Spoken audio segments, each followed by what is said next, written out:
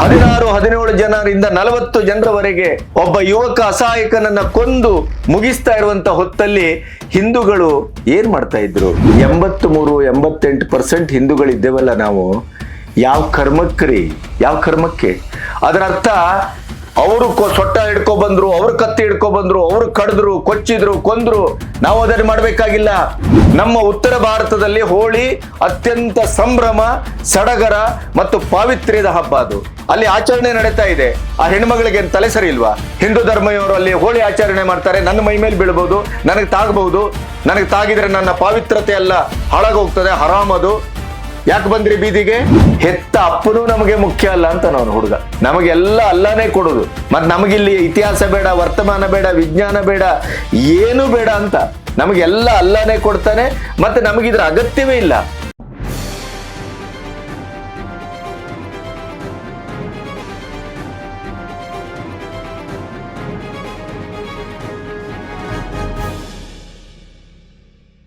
ನಮಸ್ತೆ, B Ganapati news ಚಾನಲ್ಗೆ ಸ್ವಾಗತ. ದೆಹಲಿ ಒಂದು ಅರ್ಥದಲ್ಲಿ ಉದ್ವಿಗ್ನಗೊಂಡಿದೆ. ದೆಹಲಿಯಲ್ಲಿ ನಮಗೆ ಯೋಗಿ ಆಡಳಿತ ಬೇಕು ಅನ್ನುವಂಥ ಕೂಗು ಯುವ ಸಮುದಾಯದಿಂದ ಹೊರಟಿದೆ. ಬಜರಂಗದಳ ಯಾವ ಮಟ್ಟದಲ್ಲಿ ಹೋರಾಟವನ್ನ ಸಂಘಟಿಸಿತು ಅಂತಂದ್ರೆ 48 ಗಂಟೆಯ ಗಡುವನ್ನ ಕೊಟ್ಟಿತು. ಸರ್ಕಾರ ಕೊನೆಗೂ ನಡುಗಿತು. ಬಜರಂಗದಳದ ಅಪೇಕ್ಷೆ, ಉತ್ತಮ ನಗರದ ಅಪೇಕ್ಷೆ, ಹಿಂದೂಗಳ ಅಪೇಕ್ಷೆಯ ಪ್ರಕಾರ ಕಾರ್ಯಾಚರಣೆಯು ನಡೆಯಿತು. ನಾನು ಯಾವುದರ ಬಗ್ಗೆ ಮಾತಾಡ್ತಾ ಇದ್ದೇನೆ ಅನ್ನುವ ಅರಿವು ಪ್ರಾಯಶಃ ನಿಮಗಿದೆ ಅಂತ ಅಂದ್ಕೊಳ್ತೇನೆ. ಬಣ್ಣ, ರಂಗು ಒಂದು ವರ್ಗಕ್ಕೆ ತನ್ನ ಬದುಕಿನ ಗತಿಯನ್ನ ಸಾಗಿಸುವುದಕ್ಕೆ ಅದು ಲಾಭದಾಯಕವಾಗಿ ವ್ಯಾಪಾರಕ್ಕೆ ಒಗ್ಗುತ್ತದೆ. ಅದು ಹಲಾಲಾಗತ್ತೆ. ರಂಗನ್ನ ಮಾರಬಹುದು, ರಂಗನ್ನ ಅಳವಡಿಸ್ಕೊಳ್ಬಹುದು, ರಂಗನ್ನ ಆಹಾರಕ್ಕೆ ಬೆರೆಸ್ಕೊಳ್ಬಹುದು. ಹಿಂದೂ ಹಬ್ಬ ಹರಿದಿನಗಳಲ್ಲಿ ತಮ್ಮ ಸ್ಟಾಲ್ಗಳನ್ನು ಹಾಕಿ ಎಲ್ಲ ರಂಗುಗಳನ್ನೂ ಮಾರಬಹುದು. ಹೋಳಿಯ ಸಂದರ್ಭದಲ್ಲಿ ಅದನ್ನ ಮಾರಿ ದುಡ್ಡು ಮಾಡಿ ಮನೆಗೆ ತರಬಹುದು. ಅದು ಹಲಾಲು. ಜ್ಯೂಸಿಗೆ ರಂಗ ಹಾಕ್ಬಹುದು, ತರಕಾರಿಗೆ ರಂಗ ಹಾಕ್ಬಹುದು, ಕಬಾಬ್ಗೆ ರಂಗನ್ನ ಹಾಕೊಂಡು ತಿನ್ಬಹುದು, ಎಲ್ಲವನ್ನೂ ಮಾಡಬಹುದು. ಆದರೆ ಹೋಳಿ ಆಚರಣೆಯ ಒಂದು ರಂಗಿನ ಅಕಸ್ಮಾತ್ ಅದು ಒಂದು ಅವರ ಕಾಲಿಗೋ ಮೈಗೋ ತಾಗಿದರೆ ಅದು ಹರಾಮ್. ಅದಕ್ಕೆ ಪ್ರತಿಕ್ರಿಯೆ ಏನು? ಕೊಲೆ, ರಕ್ತಪಾತ. ಬಾಯಲ್ಲೇನು ಹೇಳ್ತಾರೆ? ರಂಜಾನ್ ಪವಿತ್ರತೆ, ಪವಿತ್ರ ಹಬ್ಬ, ಸುಳ್ಳು ಹೇಳುವುದಿಲ್ಲ, ಕೆಟ್ಟದ್ದನ್ನು ಮಾಡುವುದಿಲ್ಲ, ಕೆಟ್ಟ ಆಲೋಚನೆ ಮಾಡುವುದಿಲ್ಲ ಅನ್ನುವಂಥ ರೋಜಾ ಅಂತ ಹೇಳ್ಕೊಳ್ತಾ ಅದೇ ಹೊತ್ತಿನಲ್ಲಿ ಮಾಡುವುದೇನು? ಒಂದು ಸಣ್ಣ 6 ವರ್ಷದ ಮಗು ಹೋಳಿ ಆಚರಣೆಯನ್ನ ಮಾಡ್ತಾ ಇರುವಾಗ ಒಂದು ವಾಟರ್, ನೀರು ತುಂಬಿದ ಪುಗ್ಗ ಅಂತೇವಲ್ಲ, ಬಲೂನ್, ವಾಟರ್ ಬಲೂನ್, ಅದನ್ನ ಎಸೆದದ್ದು ಅಲ್ಲಿ ಹೋಗ್ತಾ ಇರುವಂತ ಒಂದು ಮುಸ್ಲಿಂ ಮಹಿಳೆಯ ಕಾಲಿಗೆ ತಾಗಿದೆ. ಮೈಗೆ ತಾಗ್ಲಿಲ್ಲ, ತಲೆ ಮೇಲೆ ಬೀಳಲಿಲ್ಲ, ಅಥವಾ ಇನ್ನೊಂದಾಗ್ಲಿಲ್ಲ, ಕಾಲಿಗೆ ತಾಗಿದೆ. ಕನ್ವರ್ಟೆಡ್ ಮುಸ್ಲಿಂ ಲೇಡಿ ಅದು. ಅವಳು ಕಿರ್ಚಿತಾಳೆ. ಆವಾಗ ಇಡೀ ಮುಸ್ಲಿಂ ಸಮುದಾಯದ ಒಂದು 16-17 ಜನ ಲಾಠಿ, ಚೂರಿ, ದೊಣ್ಣೆ, ಕಲ್ಲು ಇವೆಲ್ಲವನ್ನ ತೆಗೆದುಕೊಂಡು ಪ್ರತ್ಯಕ್ಷರಾಗ್ತಾರೆ. ಆ ಮಗು ಮಾಡಿದಂತ ಒಂದು ಅಕಸ್ಮಾತಿನ ಕೆಲಸಕ್ಕೆ ಆ ಇಡೀ ಕುಟುಂಬ ಕೈ ಮುಗಿತದೆ, ಕಾಲಿಡುತ್ತದೆ, ಪರಿಪರಿಯಾಗಿ ಬಿಡ್ತದೆ, ಕ್ಷಮೆ ಕೇಳುತ್ತೆ, ಮೈ ಮೇಲೆ ಎರಗುತ್ತಾರೆ. ಜೀವ ಭಯದಿಂದ ಅವರು ಬಾಗಿಲು ಹಾಕ್ಕೊಂಡು ಒಳಗೆ ಹೋಗಿ ಕಿಟಕಿ ಎಲ್ಲ ಮುಚ್ಕೊಳ್ತಾರೆ. 16-17 ಜನ ಇಡೀ ಬಾಗಿಲಿಗೆ ಒದೆತಾರೆ, ತೆಗೆರಿ ಅಂತ ಒತ್ತಡ ತರ್ತಾರೆ, ಗಲಾಟೆ ಮಾಡ್ತಾರೆ, ಮನೆಗೆ ಬೆಂಕಿ ಹಚ್ಚುವ ಮಟ್ಟಕ್ಕೂ ಬರುತ್ತೆ. ಅಷ್ಟೊತ್ತಿಗೆ ಜಿಮ್ಮನ್ನ ಮುಗಿಸ್ಕೊಂಡು ಬಂದಂತ ದಲಿತ ಸಮಾಜದ 26 ವರ್ಷದ ತರುಣ್, ನಮಗೆ ಹಾಗೆ ಜಿಮ್ ಮುಗಿಸ್ಕೊಂಡು ಬಂದ ಅಂತ ಕೇಳ್ಬೋದು ನೀವು. ಅವರೊಟ್ಟಿಗೆ ಜಿಮ್ ಮಾಡ್ತಾ ಇದ್ದಂತ ಒಬ್ಬ ಮುಸ್ಲಿಂ ತರುಣನೇ ಒಂದು ವಿಡಿಯೋ ಮಾಡಿಬಿಟ್ಟಿದ್ದಾನೆ. ಅದನ್ನು ತೋರಿಸ್ತೇವೆ ನಿಮ್ಗೆ. ಆ ಇಡೀ ಸಮಾಜ ರಕ್ತಪಾತವನ್ನ ಮಾಡ್ತದೆ ಅಂತ ನಾವು ಯಾವತ್ತೂ ಹೇಳೂ ಇಲ್ಲ. ಅಲ್ಲೂ ಒಳ್ಳೆಯವರಿದ್ದಾರೆ, ಅದರ ಸಂಖ್ಯೆ ಕಡಿಮೆ ಇದೆ. ಆ ತರುಣ ಬಂದು ಏನಾಗ್ತಾ ಇದೆ ಅಂತ ಅಷ್ಟೇ ಕೇಳುವ ಮೊದಲೇ ಅವನ ಮೇಲೆ ಇವರ ಎಲ್ಲ ಕೈಯಲ್ಲಿದ್ದ ಆಯುಧಗಳ ಸಮೇತ ಬೀಳ್ತಾರೆ, ಅವನನ್ನ ಕೊಚ್ಚಿ ಕೊಂದು ಮುಗಿಸ್ತಾರೆ. ಇದು ದೆಹಲಿಯ ಉತ್ತಮ ನಗರದಲ್ಲಿ ನಡೆದಂಥ ಘಟನೆ. ಅಂದ್ರೆ ಹೋಳಿ ನೀರು ಇವರಿಗೆ ಹರಾಮು. ಏನೋ ಮುಗ್ಧ ಮಗು ಗೊತ್ತಿಲ್ಲದೇನೆ ಬಿಸಾಡಿದಾಳೆ. ಅಲ್ಲಿ ಹೋಗ್ತಾ ಇರುವಂತ ಮುಸ್ಲಿಂ ಹುಡುಗಿಯೋ ಮಹಿಳೆಯೋ ಕಾಲಿಗೆ ತಾಗಿದೆ, ಅವಳು ಕಿರ್ಚ್ಕೊಂಡಿದ್ದಾಳೆ. ಆಕಸ್ಮಿಕ ಘಟನೆ. ಬಾಯಿ ಬಾಯಿ ಅಂತೀರಿ, ಇದನ್ನ ಒಂದು ಸಣ್ಣ ಉಗುರಲೋಗುಜನ್ನ ಮಚ್ಚಿ ತಗೊಂಡ್ರಲ್ಲ. ಈಗ ಇಡೀ ದೆಹಲಿ ಉದ್ವಿಗ್ನಗೊಂಡಿದೆ. 40 ಜನ ಭಾಗಿಯಾಗಿದ್ದಾರೆ, ಇದರಲ್ಲಿ ತಲೆಮರೆಸ್ಕೊಂಡಿದ್ದಾರೆ. ಅದರಲ್ಲಿ ಅಪ್ರಾಪ್ತರು ಮತ್ತು 7 ಮಂದಿಯನ್ನ ಬಂಧಿಸಲಾಗಿದೆ. ನಿಜಾಮುದ್ದೀನ್ ಇದರ ನೇತೃತ್ವ ವಹಿಸಿದ್ದ. ಅವರು ಇಡೀ ಅವರ ತಂಡ ಈಗ ಎಲ್ಲಿದೆ ಅಂತ ಹುಡುಕ್ತಾ ಇದ್ದಾರೆ. ಈ ಅಪ್ರಾಪ್ತರು ಮತ್ತು 7 ಜನರನ್ನ ಬಂಧಿಸಿದ್ದಾರೆ. ಇನ್ನೂ 33 ಜನ ಗಾಯಬ್. ಮೊದಲ ಹಂತದಲ್ಲಿ ಪೊಲೀಸರು ಹಿಂದೂಗಳು ಪ್ರತಿಭಟಿಸಿದವರನ್ನ ಬಂಧಿಸಲಿಕ್ಕೆ ಬಂದಿದ್ರು. ಬಜರಂಗ ದಳ ಅತ್ಯಂತ ಕಟ್ಟುನಿಟ್ಟಿನ ವಾರ್ನಿಂಗ್ ಕೊಟ್ಟಿತು. 48 ಗಂಟೆ ಆರೋಪಿಯ ಮನೆ ನೆಲಸಮ ಆಗಬೇಕು, ಬುಲ್ಡೋಜರ್ ಹಾಕಬೇಕು, ಯೋಗಿ ಕಾರ್ಯಾಚರಣೆ ಆಗಬೇಕು. ಇಲ್ಲದೇ ಇದ್ರೆ ಕೊನೆಗೆ ಆಗುವ ಅನಾಹುತಕ್ಕೆ ನೀವೇ ಕಾರಣ, ನಾವೇ ಮನೆ ಹೊಡಿತೇವೆ. ಆವಾಗ ಸರ್ಕಾರ ಬೆದರಿತು, ಹೆದರಿತು. ಈಗ ಆರೋಪಿ ನಿಜಾಮುದ್ದೀನ್ 3-4 ಅಂತಸ್ತಿನ ಮನೆಯನ್ನ ಕೆಡವಲಾಗಿದೆ. ನಾನು ಕೇಳ್ತೇನೆ, ಪವಿತ್ರವಾದಂಥ ಹಬ್ಬ ರಂಜಾನು ಅಂತ ಹೇಳ್ತಿರಲ್ಲ, ನಿಮ್ಮ ಪಾವಿತ್ರತೆ ಇದೆ ಏನು? ಒಂದು ಅಕಸ್ಮಾತ್ ನಡೆದ ಘಟನೆಗೆ ಒಬ್ಬ ದಲಿತ ಯುವಕನ 26 ವರ್ಷದ ಹುಡುಗನನ್ನ ನೀವು ಬಲಿ ತೆಗೆದುಕೊಳ್ತೀರಿ ಅಂತ ಆದ್ರೆ ನಿಮ್ಮ ಉದ್ದೇಶ ಏನು? 1 ನಿಮಿಷದ ಒಳಗಡೆ, ಅವಳು ಕಿರಿಚಿದ 1 ನಿಮಿಷದ ಒಳಗಡೆ ನಿಮ್ಮ ಕೈಯಲ್ಲಿ ಕತ್ತಿ, ಚೂರಿ, ದೊಣ್ಣೆ, ಕಲ್ಲು ಎಲ್ಲವೂ ರೆಡಿ ಆಗ್ತದೆ ಅಂತ ಆದ್ರೆ ನಿಮ್ಮ ಮನೆಗಳಲ್ಲಿ ಇರುವುದೇನು? ಇದು ವ್ಯವಸ್ಥಿತ ಸಂಚು ಅಂತ ಭಾವಿಸಬಾರ್ದ ನಾವು? ರಾಹುಲ್ ಗಾಂಧಿ ಅವರನ್ನ ಕೇಳ್ತಾ ಇದ್ದೇನೆ, ಇಂಡಿಯಾ ಕೂಟವನ್ನ ಕೇಳ್ತಾ ಇದ್ದೇನೆ, ಸಿದ್ದರಾಮಯ್ಯನವರು ಹೊರಗೆ ಕೇಳ್ತಾ ಇದ್ದೇನೆ, ಅಹಿಂದ ನಾಯಕ ಎಲ್ಲೋಗಿದ್ದೀರಿ? ದಲಿತ ಮತ್ತು ಮುಸ್ಲಿಮರು ಬಾಯಿ ಬಾಯಿ ಅಂತಿರಲ್ಲ, ಜೈ ಭೀಮ್ ಅವರೇ ಎಲ್ಲೋಗಿದ್ದೀರಿ? ಇಲ್ಲಿಯವರೆಗೆ ಒಂದು ಖಂಡನೆ ವ್ಯಕ್ತವಾಗಿಲ್ಲ. 26 ವರ್ಷದ ತರುಣ್ ಅಮಾಯಕ, ಆ ಸಂಗತಿಯೇ ಗೊತ್ತಿಲ್ಲ ಅವನಿಗೆ. ಒಂದು ಹಿಂದೂ ಹೆಣವನ್ನ ನಾವು ಕೆಡವಬೇಕು ಅನ್ನುವಂತ ಉದ್ದೇಶದಿಂದಲೇ ಇದು ಮಾಡಿದ್ದು ಅನ್ನೋದಕ್ಕೆ ಇಡೀಯದಾದಂಥ ಘಟನೆ ಬಹಳ ಕ್ರೂರವಾದ ಸಾಕ್ಷ್ಯಗಳನ್ನ ನೀಡ್ತದೆ. ಅವರ ತಂದೆ ಹೇಳ್ತಾ ಇದ್ದಾರೆ, ಇಲ್ಲ ಇದು ಟಾರ್ಗೆಟೆಡ್. ಬಹಳ ದಿನಗಳಿಂದ ನನ್ನ ಮಗನಿಗೆ ಅವರು ಕಿರುಕುಳ ಮಾಡ್ತಾ ಇದ್ರು, ನಿಮ್ಮನ್ನು ಯಾವ್ದಾದ್ರು ಒಂದು ಕೇಸ್ ಮಾಡಿಯೋ ಇನ್ನೊಂದು ಮಾಡಿಯೋ ನಿಮ್ಮನ್ನ ಇಲ್ಲಿಂದ ಓಡಿಸ್ತೇನೆ ಅಂತ ಹೇಳ್ತಾ ಇದ್ರು. ಅವ್ರ ಮಾತನ್ನ ನಿಮಗೆ ಕೇಳಿಸ್ತೇವೆ. ಆ ತಾಯಿ ಎದೆ ಬಡ್ದು ಅಳ್ತಾ ನನಗೆ ರಕ್ತಕ್ಕೆ ರಕ್ತ ಬೇಕು ಅಂತ ಹೇಳ್ತಾರೆ. ನಾವು ಅದನ್ನು ಸಪೋರ್ಟ್ ಮಾಡ್ತಾ ಇಲ್ಲ, ಆ ಪ್ರಶ್ನೆ ಬೇರೆ. ಆದರೆ ಈ ಷಂಡ ಹಿಂದೂಗಳ ಬಗ್ಗೆ ಕನಿಕರ ಇದೆ ನನಗೆ. ಇಡೀ ಮನೆ ವಾಸಿಸ್ತಾ ಇರುವಂತ ಇದು ಒಂದು ಚಾಳ್ ತರ ಇದ್ದಂಥದ್ದು, ಅದರ ಮಧ್ಯೆ ಇದಾಗಿದೆ. 16-17 ಜನರಿಂದ 40 ಜನರವರೆಗೆ ಒಬ್ಬ ಯುವಕ ಅಸಹಾಯಕನನ್ನ ಕೊಂದು ಮುಗಿಸ್ತಾ ಇರುವಂತ ಹೊತ್ತಲ್ಲಿ ಹಿಂದೂಗಳು ಏನ್ ಮಾಡ್ತಾ ಇದ್ರು? ಈ ಪ್ರಶ್ನೆ ಇವತ್ತು ಕೇವಲ ತರುಣನ ಪ್ರಶ್ನೆಯಾಗಿ ಉಳಿದಿಲ್ಲ, ಇಡೀ ದೇಶದ ಪ್ರಶ್ನೆಯಾಗಿ ಉಳಿದಿದೆ.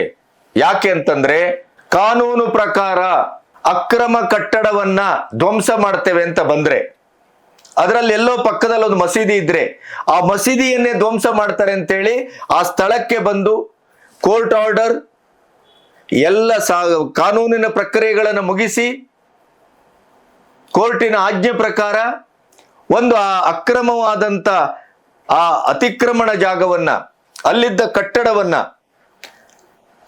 ತೆರವುಗೊಳಿಸಬೇಕು ಅಂತ ಬಂದ್ರೆ ನಿಮಿಷಾರ್ಧದಲ್ಲಿ ಅವರ ಇಡೀಯದಾಗಿ ಈ ಇವತ್ತಿನ ಸೋಷಿಯಲ್ ಮೀಡಿಯಾವನ್ನ ಬಳಸ್ಕೊಂಡು ಕಲ್ಲು, ಚೂರಿ, ಚಾಕು, ದೊಣ್ಣೆ ಸಮೇತ ಸಾವಿರಾರು ಜನ ಸೇರ್ತಾರೆ. ಕಾನೂನಿನ ಪ್ರಕ್ರಿಯೆ ಮೇಲೆ ಒತ್ತಡ ತರ್ತಾರೆ. ಕಲ್ಲು ಎಸೆತಾರೆ, ಪೊಲೀಸರನ್ನ ಹೊಡೆತಾರೆ, ಪೊಲೀಸರಿಗೆ ಕುತ್ತಿಗೆ ಹಿಡಿತಾರೆ, ಪೊಲೀಸ್ ಸ್ಟೇಷನ್ ಅನ್ನ ಬೆಂಕಿ ಹಾಕ್ತಾರೆ, ಎಲ್ಲ ಮಾಡ್ತಾರೆ. ಅದ ಕರ್ನಾಟಕ, ಕೇರಳ, ಅಸ್ಸಾಮು, ಮಧ್ಯಪ್ರದೇಶ, ಇನ್ನೊಂದು ಮಗದೊಂದು ಉತ್ತರ ಪ್ರದೇಶ ಬಿಟ್ಟು ಅಲ್ಲಿ ಯೋಗಿ ಆದಿತ್ಯನಾಥ್ ಇದ್ದಾರೆ. ಅದರಿಂದ ಬಾಲ ಬಿತ್ತಾ ಇಲ್ಲ. ಎಲ್ಲ ಕಡೆ ನಡೀತದೆ ಇದು ನಿಮಿಷಾರ್ಧದಲ್ಲಿ. ಯಾಕೆ ಇದರ ಬಗ್ಗೆ ತನಿಖೆ ಆಗ್ಬೇಡವಾ? ಅದೇ ಒಂದು 10 ಜನ ಹಿಂದೂಗಳ ಮಾರಣ ಹೋಮ ಆಗಿರುತ್ತೆ, ಹಾಡೆ ಹಗಲು ಕ್ಷುಲ್ಲಕ ಕಾರಣಕ್ಕೆ. ಮತ್ತೆ ಅದು ಕೊಲೆಗಡಕರ ಕೊಲೆ ಅಂತ ಗೊತ್ತಿರುತ್ತೆ. ಅದನ್ನ ವಿರೋಧಿಸಿದ್ರೆ ಕಾನೂನನ್ನ ಕೈಗೆತ್ತಿಕೊಂಡ್ರು ಅಂತ ಅವರನ್ನು ಒದ್ದು ಒಳಗೆ ಹಾಕುವ ಕೆಲಸ ನಡೀತದೆ. ಅವರಿಗೆ ಒಂದು ನ್ಯಾಯ, ಇಲ್ಲಿ ಒಂದು ನ್ಯಾಯ. ಯಾಕೆ ಇದು? ಒಂದು ಮಹಿಳೆ ಹೇಳ್ತಾಳೆ, ಅದೇ ಒಂದು ಹುಡುಗನೂ ಹೇಳ್ತಾ ಇದ್ದಾನೆ. ಎರಡನ್ನೂ ನಾವು ಗಮನಿಸಬೇಕು. ನಿಜವಾದ ಮುಸ್ಲಿಮರು ಹೌದೇ ಆದ್ರೆ ಕಮೀನಿ ಸತ್ತಾಗ ಬಾಯಿ ಬಡ್ಕೊಂಡು ಅತ್ತವರು ಇಲ್ಲೊಬ್ಬ ತರುಣನನ್ನ ಅನಾವಶ್ಯಕವಾಗಿ ಕೊಲ್ಲಲಾಗಿದೆ, ನಾವು ನಿಜವಾದ ಮುಸ್ಲಿಮರಾದ್ರೆ ಇದನ್ನ ಪ್ರತಿಭಟಿಸಬೇಕು ಅಂತ ಒಬ್ಬ ಹುಡುಗ ಹೇಳ್ತಾನೆ. ಅದನ್ನು ತೋರಿಸ್ತೇನೆ ನಿಮ್ಗೆ.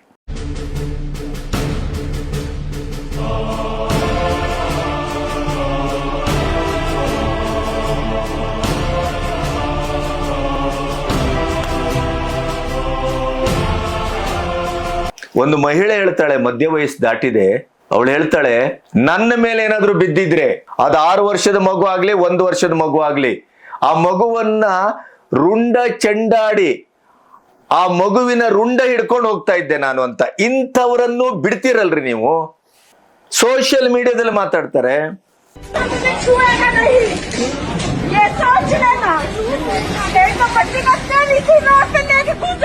ಭೋಪಾಲದಲ್ಲಿ ಒಂದು ಘಟನೆ.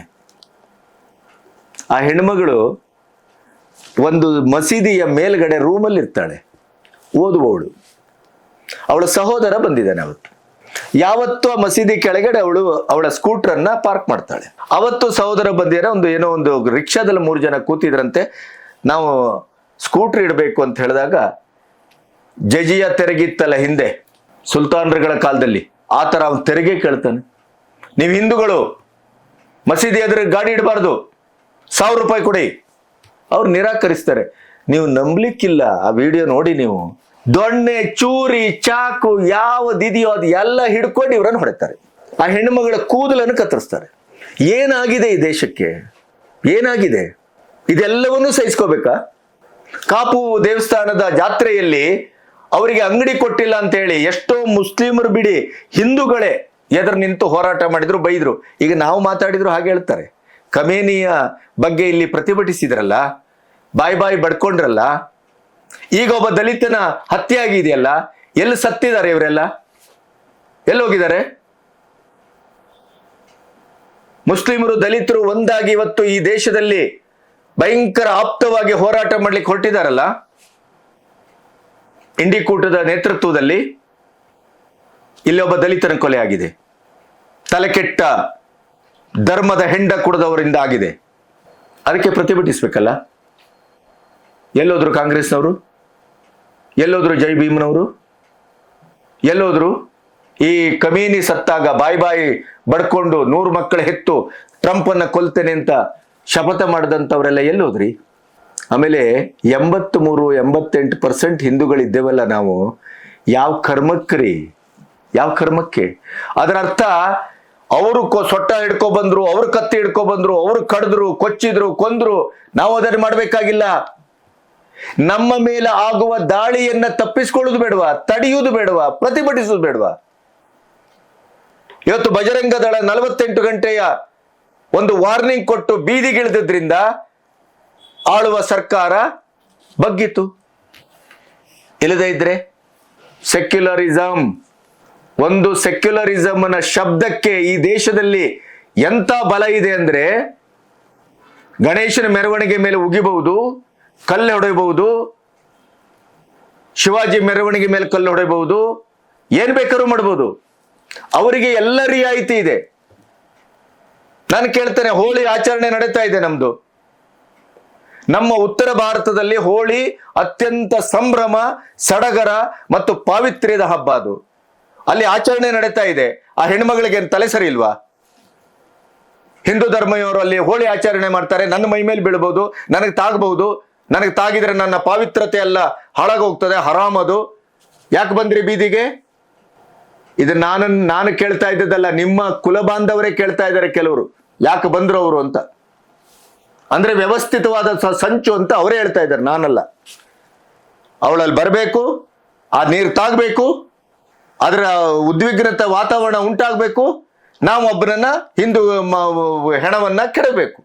ಹಿಂದೂಗಳೇ, ನಾವು ಎಚ್ಚರಾಗದೇ ಇದ್ದರೆ ನಮ್ಮ ತಲೆಗೆ ನಮ್ಮದೇ ಕೈ. ನೆನಪಿಡಿ, ಈ ರಾಜಕೀಯದ ಚದುರಂಗದ ಆಟದಲ್ಲಿ ನಾವು ನಮ್ಮ ಇಡೀ ಕುಲವನ್ನ ಕಳ್ಕೋಬೇಕಾಗತ್ತೆ. ನೆನಪಿಡಿ, ಕ್ಷಣ ಮಾತ್ರದಲ್ಲಿ ಅವರು ಒಗ್ಗಟ್ಟಾಗ್ತಾರೆ.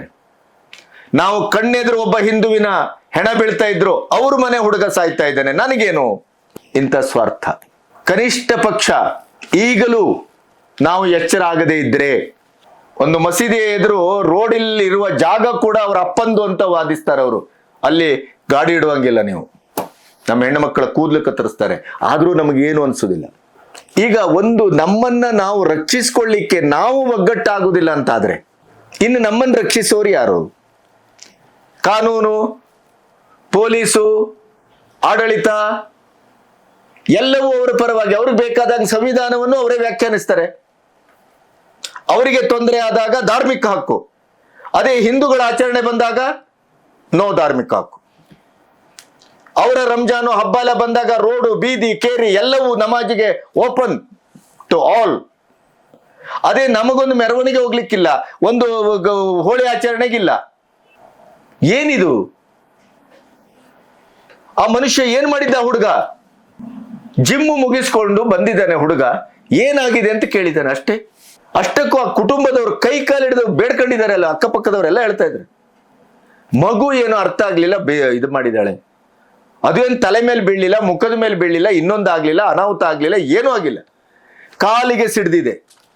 ತರುಣ್ ಅವರ ತಂದೆಯವರು ಹೇಳಿದ ಪ್ರಕಾರ ಇಷ್ಟಕ್ಕೆ ಒಂದು ಹೆಣ ಬೀಳ್ತದೆ ಅಂತ ಆದ್ರೆ ನೀವು ಯೋಚನೆ ಮಾಡಿ ಏನಾಗ್ಬೋದು ನೋಡಿ. ಧರ್ಮದ ನೆಲೆಯಲ್ಲಿ ಪಾಕಿಸ್ತಾನವನ್ನ ಒಡೆದುಕೊಡ್ಲಾಯ್ತು.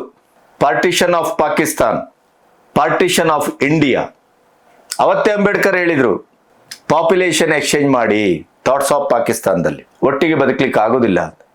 ಇವತ್ತು ನೋಡಿ, ಅವ್ರಿಗೆ ಒಂದೇ ಮಾತರಂ ಆಗೋದಿಲ್ಲ, ಭಾರತ ಆಗೋದಿಲ್ಲ, ಸನಾತನ ಧರ್ಮ ನೋ, ಕಾಶ್ಮೀರ ನಮ್ಮದು ಅಲ್ಲ ಅಂತಾರೆ.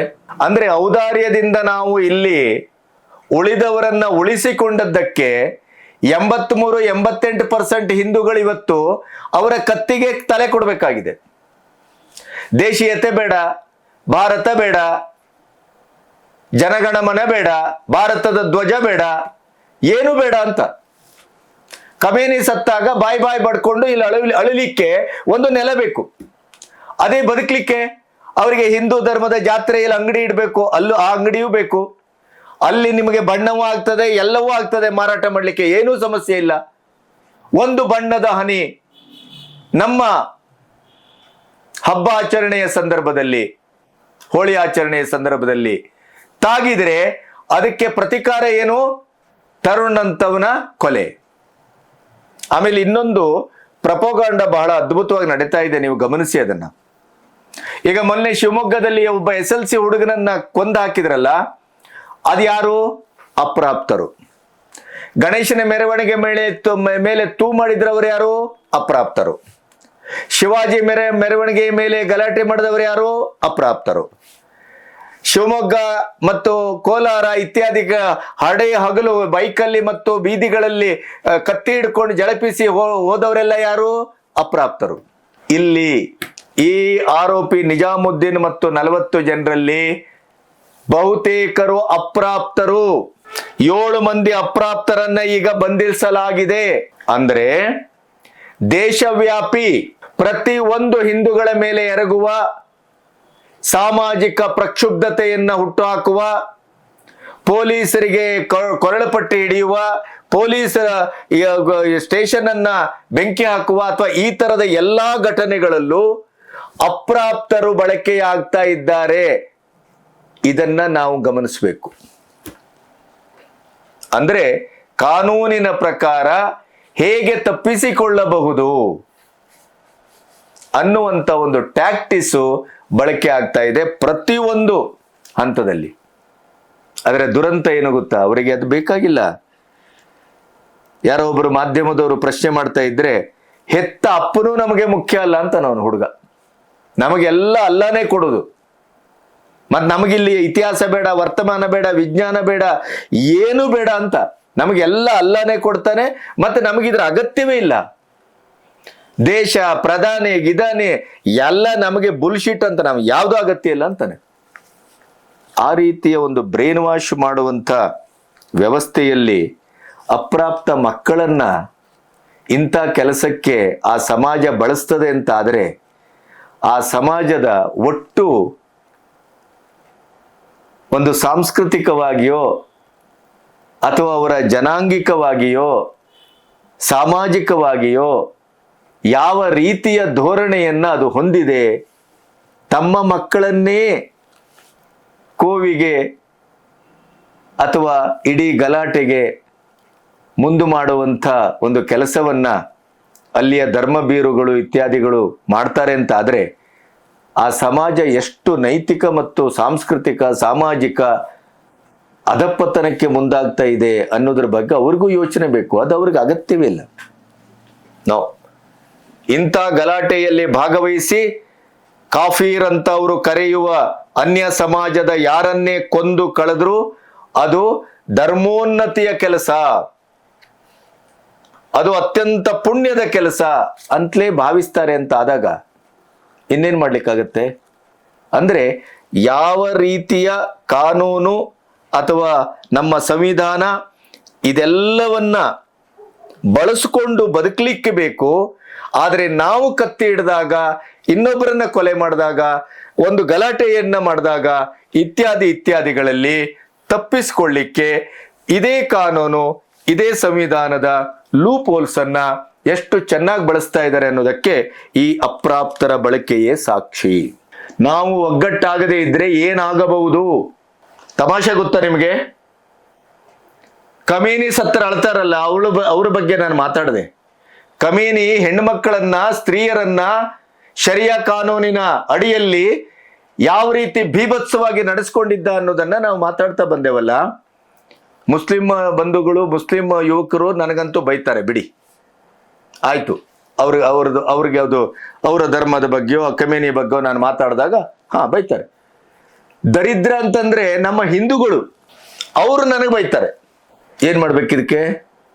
ಈ ನಮ್ಮ ದೌರ್ಬಲ್ಯವನ್ನೇ ದಾಳವಾಗಿಸಿಕೊಂಡು ಬ್ರಿಟಿಷರು ಆಳಿದ್ದು, ಸುಲ್ತಾನರುಗಳು ಆಳಿದ್ದು, ಮೊಘಲರು ಆಳಿದ್ದು, ಎಲ್ಲರೂ ಆಳಿದ್ದು. ಶಿವಾಜಿಯನ್ನು ಹಿಡ್ಕೊಟ್ಟವ್ರು ಯಾರು? ಔರಂಗಜೇಬಿಗೆ ಅವರ ಹೆಂಡತಿಯ ತಮ್ಮಂದಿರು. ಪುಟಗೋಸಿ ಅಧಿಕಾರಕ್ಕೆ, ಪುಟಗೋಸಿ ಹಣಕ್ಕೆ. ಚರಿತ್ರೆಯ DNA ಅದು ಎಲ್ಲಿಗೆ ಹೋಗುತ್ತೆ?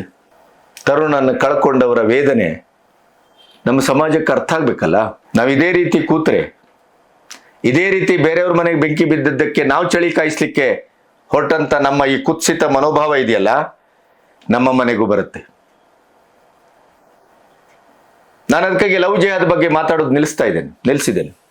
ಮಲ್ಲಾಪುರದ ಒಂದು ಹುಡುಗಿ ಹೋಗಿದ್ದಾಳೆ ಅಲ್ಲ, ನಾ ಮಾತಾಡಿಲ್ಲ. ಯಾಕೆ ಗೊತ್ತಾ? ಮೇಲ್ಮುಖ ಮಾಡಿ ಉಗಿದ್ರೆ ನಮ್ಮ ಮುಖದ ಮೇಲೆ ಬೀಳುತ್ತೆ. ಅವರಂತೂ ಲವ್ ಜಿಹಾದಿಗೆನೆ ಟೊಂಕ ಕಟ್ಟಿ ನಿಂತಿದ್ದಾರೆ. ನಮ್ಮ ಹುಡುಗಿಯರಿಗೆ ಏನಾಗಿದೆ ಕರ್ಮ? ಅಕ್ಷರಸ್ಥ ಜನಾಂಗದಿಂದ ಆಗ್ತಾ ಇದೆ, ಅನಕ್ಷರಸ್ಥ ಜನಾಂಗದಿಂದ ಅಲ್ಲ. ಕೂಲಿ ಕಾರ್ಮಿಕರ ಹೆಣ್ಮಕ್ಳು ಯಾರು ಓಡೋಗ್ಲಿಲ್ಲ, ಪದವೀಧರ ಮೇಲ್ವರ್ಗದ ಹೆಣ್ಮಕ್ಳೇನೆ ಹಾಳಾಗೋಗ್ಲಿ ಅಲ್ಲ. ನಮ್ಮ ಮಠಮಾನ್ಯಗಳು, ನಮ್ಮ ಇವರು ಅವರು ಮುಖಂಡರು, ಅವರಿಗೆ ಓಟಿಗೆ, ಪಾದಪೂಜೆಗೆ ಹಣ, ಅವರ ಸ್ವಾರ್ಥಕ್ಕೆ ಸಮಾಜ ಬೇಕು. ಸಮಾಜದಲ್ಲಿ ಇಂಥ ಅನಾಹುತ ಆದಾಗ ಅದನ್ನು ತಡೆಗಟ್ಟಲಿಕ್ಕೆ ನಾವು ಸಂಘಟಿತರಾಗಿ ಮುಂದೆ ಬರಬೇಕು ಅನ್ನುವ ಜ್ಞಾನ ಇಲ್ಲ. ಹಿಂದೂ ಧರ್ಮದ ದೌರ್ಬಲ್ಯ ಅದು, ಹಣೆಬರ ಅದು. ತರುಣ್ ಅಂತವ್ರು ಬಲಿ ಆಗ್ತಾನೇ ಇರ್ತಾರೆ. ಇಲ್ಲ ನೋಡಿ, ಅವನು ದಲಿತ.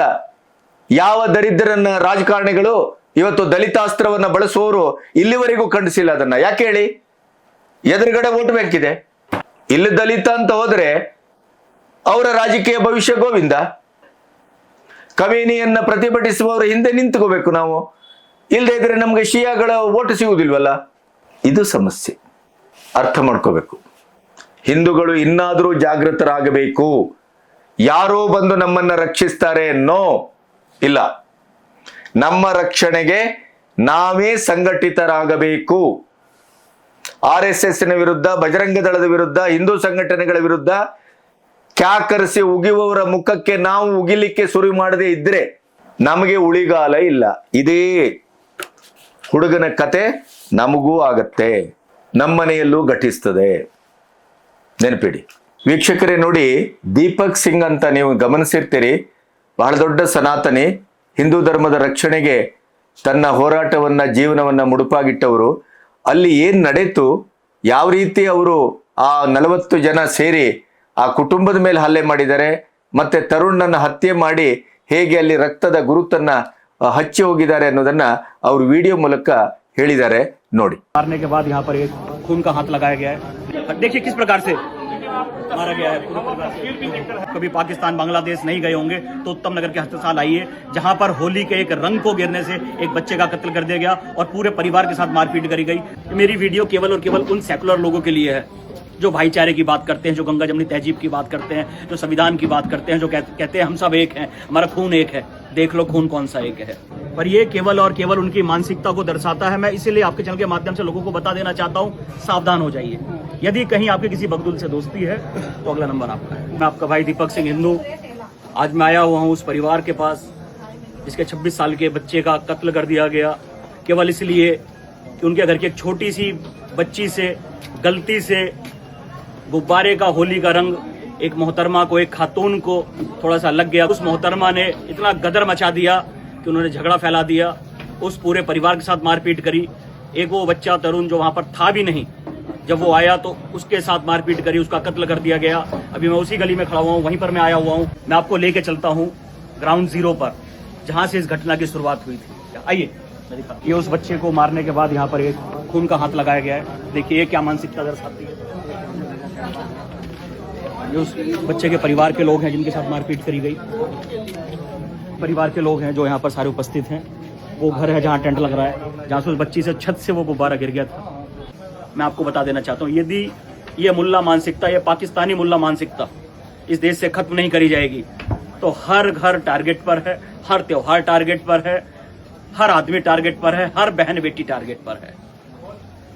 ये जो सेकुलर लोग हैं वो जरूर मेरी इस वीडियो को देखें कि एक बच्चे का कत्ल किस लिए कर दिया गया. केवल और केवल उस बच्चे का कत्ल इसलिए कर दिया गया क्योंकि वह हिंदू था और उसके परिवार की एक बच्ची के से गलती से एक मोहतरमा, एक खातून के ऊपर हल्का सा होली का रंग गिर गया था. इतना बड़ा पाप हो गया. तुम लोग तो हर साल खून की होलियां खेलते हो, बकरी ईद पर कितने जानवरों को मारते हो, और एक उस रंग खून से तुम्हें आपत्ति नहीं है, पर इस होली के रंग से तुम्हें आपत्ति हो गई और तुमने एक बच्चे का कत्ल कर दिया. मैं आया हूँ अपने उस परिवार के पास, उस परिवार से मिलने, अपनी शोक संवेदनाएं व्यक्त करने के लिए, उनके मनोबल को बढ़ाने के लिए कि मेरे परिवार के साथियों आप अकेले नहीं हो. ये दीपक सिंह हिंदू अपनी पूरी ताकत, अपने पूरे बल के साथ आपके साथ है. और मैं दिल्ली सरकार से निवेदन करूंगा कि एक्शन ले. जिस प्रकार सलीम वास्तविक भाई के कातिलों का एनकाउंटर हुआ है वैसे ही यहाँ होना चाहिए. इन कातिलों का भी एनकाउंटर होना चाहिए और इनके घरों को सील करके इनके घरों में बुलडोजर चलने चाहिए, तब असली न्याय होगा. ये कोर्ट कचहरी कानून वाला खेल अब बंद होना चाहिए. सीधा न्याय होना चाहिए. जिसने गलत करा है, जिसने इस बच्चे की हत्या करी है, उसका भी एनकाउंटर होना चाहिए. उसको भी 72 हुरों के पास पहुंचा दिया जाना चाहिए. जय श्री राम. नमस्ते.